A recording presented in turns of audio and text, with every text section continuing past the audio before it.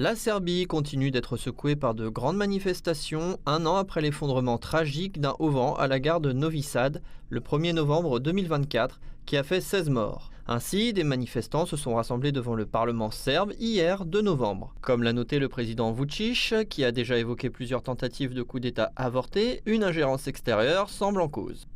Pourquoi les manifestants ont-ils parlé et négocié avec des employés de l'ambassade des États-Unis et pourquoi précisément avec eux? Le parc des Pionniers et Tchadsiland les gênent, car ceux qui s'y sont rassemblés ne parlent pas aux représentants d'ambassades étrangères. Rappelons que le 2 novembre, Diana Hirka, mère de Stefan Hirka, 27 ans, décédée lors de l'effondrement de la gare de Novi Sad le 1er novembre 2024, a entamé une grève de la faim devant l'Assemblée nationale à Belgrade. Elle exige que les responsables de la tragédie soient trouvés et des élections anticipées organisées. Elle a été rejointe par des étudiants et des citoyens solidaires. Parallèlement, les partisans du gouvernement ont commencé à se rassembler dans le campement Tchadsiland, sur la place devant le Parlement. Les manifestants ont sifflé et scandé des slogans anti-gouvernementaux, tandis que leurs opposants diffusaient des chansons patriotiques. Les protestataires ont bombardé de feux d'artifice le camp des partisans du président serbe, faisant plusieurs blessés.